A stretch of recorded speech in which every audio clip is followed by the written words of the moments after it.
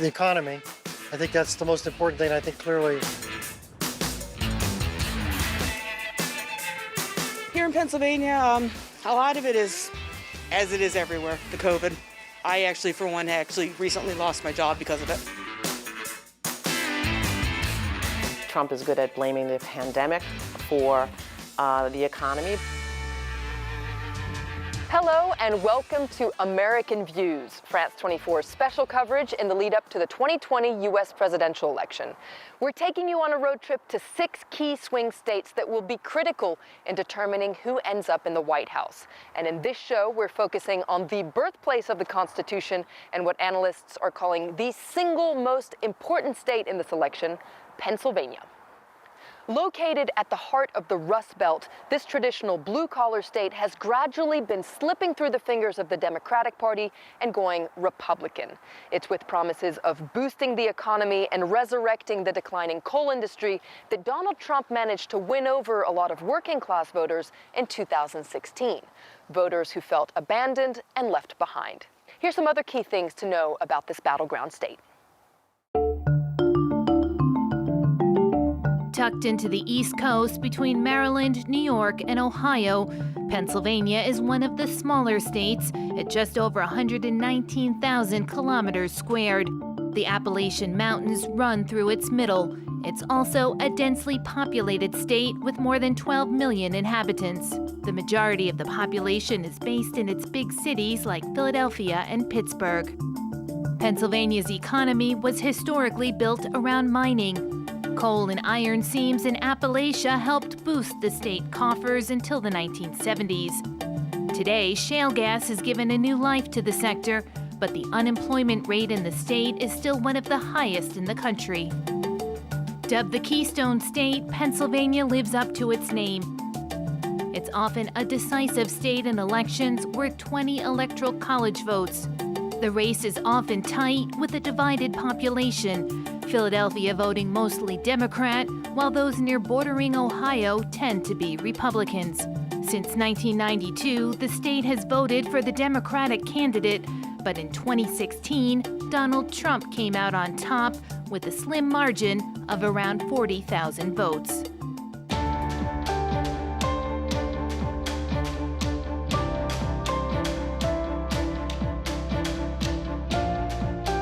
Joe Biden is on a mission to win back votes in Pennsylvania, especially here in Scranton, the mining town where he was born. This was his house. All you have to do is look at lawn signs in this neighborhood to see that it's going to be a tight race.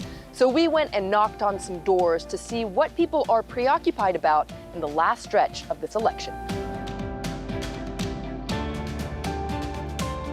The economy, I think that's the most important thing. I think clearly Trump's policies make more sense. Here in Pennsylvania, a lot of it is, as it is everywhere, the COVID and the handling of it. I actually, for one, recently lost my job because of it. I mean, when you're coming out of a pandemic situation like we've had in our economy, for example, raising taxes and changing energy supplies don't make any sense at all. For the average working man, I don't see he's done anything. They say tax cuts, you got more in your paycheck. I didn't. The only thing I saw was less in my income tax return. So I don't think he's done anything. Following industrial decline, many Pennsylvania towns have been left devastated by unemployment. That's the case of Johnstown, 350 kilometers west of here. Once the steel capital of America, it's now struggling to reinvent itself, as you can see in this report by our correspondents Mathieu Mabin and Kitivan Gorjestani. For 4 decades, historian Richard Burkert has been exploring the abandoned steel mills of Johnstown, a small Pennsylvania town that was once the country's biggest iron and steel producer. We are in the center of what was the Cambria Iron Works, which started operations here in Johnstown in 1854. This place was a geological treasure trove. The hill behind us actually had 3 alternating layers of iron ore and coal. You had mines throughout that entire hillside. It was considered to be one of the most valuable pieces of real estate in the entire United States. During Johnstown's heyday, up to 18,000 people worked in these steel mills. Today, that number has dropped to a few hundred. With help from the city, Patrick Quinn is trying to keep the art of metalwork alive by using and making traditional tools. Yep, one more. Okay. For us, it's about preservation and appreciation for the early days of steel production in Johnstown. I think most of Johnstown is proud of their heritage, but I don't think that they're necessarily occupying these old steel mill buildings with the thought of like historic preservation as much as job creation. During the 20th century, Johnstown steel workers built railroad tracks that were exported around the world. The town's industrial might is long gone, but a new generation of businesses are turning to technology and reinventing themselves to remain competitive, like the Freidhoff family business. We are selling physical cabinets cheaper today than we did 20 years ago. And the only way you can do that is technology. We have product in Saudi Arabia, Africa, Europe, from little old Johnstown. Cost-cutting and innovation are at the heart of this family business. All our projects, we'll run them through that first system, and it'll optimize all the panels and say, this is the best yield we'll get out of the material. So it really cuts down on waste and makes our shop more efficient the way it cuts it. Despite efforts to reinvent the local industry, Johnstown is finding it hard to thrive again. Though the unemployment rate is almost on par with the national average, the median income remains well below both state and national thresholds.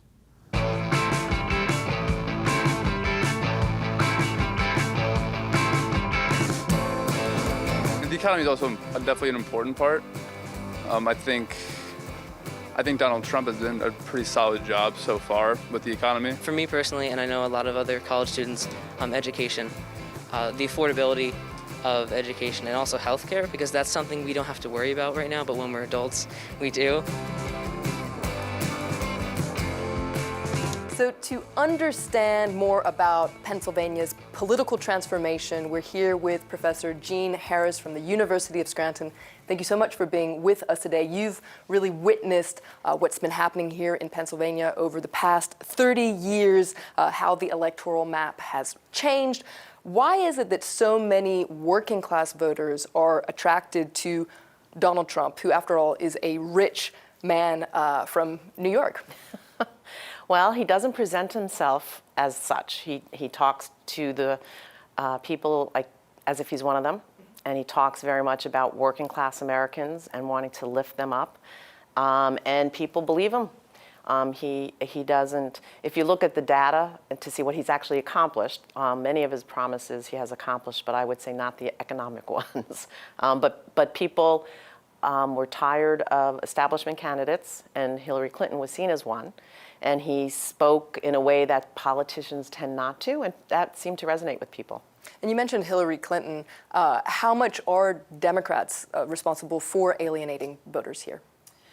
You know, I think across the country, the Democratic Party has not been as conscious of the core voters they have. And so, yeah, across the country, people have been turning. And clearly, here in Lackawanna County, where we're at, Hillary did win last time, but it was very close compared to how Obama had done. So, in Luzerne County, just south of us, Trump did win. So it partly is the Democratic Party's fault, and they recognize that and are trying to make some changes. And part of it was the uniqueness of Trump versus Hillary Clinton. Yeah, that's right, because part of the appeal of Trump 4 years ago was that he was an outsider. Right. He promised to resurrect the coal industry here, to Yes. create jobs, bring back the economy. Do people still trust him 4 years later? You know, his core voters do. So I think last time he brought in more less educated, non-college educated white voters, and they still believe him. I'm not quite sure why, given the economy.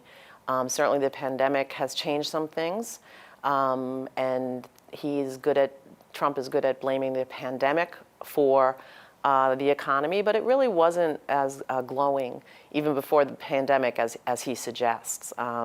So he got a core group of voters, and he keeps talking to them in the way that they appreciate, because they think he tells it as it is, and that's not their typical politician. And it seems like in this region, there's also a lot of nostalgia for kind of a golden era where the economy was booming. What do you think the hopes for the future are here in Pennsylvania? Well, I think that here in Pennsylvania, the population is changing, so we're becoming a more diverse population. Historically, Pennsylvania, and Scranton specifically, has been very diverse in terms of white ethnicity, so we've always been a melting pot. People have come in to the city, and now we're getting a greater diversity in terms of people of color as well. And so the community is changing. We also have more people relocating here from metropolitan areas, Philly and New York and whatnot, because the cost of living is a lot less. And so the community is really changing. We still have very long-term community members. If you're not born in Scranton, you're never a Scrantonian. But if you're born here, like Joe Biden, you always are a Scrantonian. So the community itself is looking to revitalize. We have a new mayor, a woman mayor for the first time in the city of Scranton. And there's real hope redeveloping. The city went from 140,000 in its heyday in terms of population to about 70,000. And so there's blight and there's all those things that happen, but there's really been a recent push to get the citizens more involved and to make some real changes and try to tap into the changes in the economy. So I think there's hope that we had lost for a while. Jean Harris, thank you so much for being with us today and explaining to us all these electoral changes here in Pennsylvania. Thank you for having me.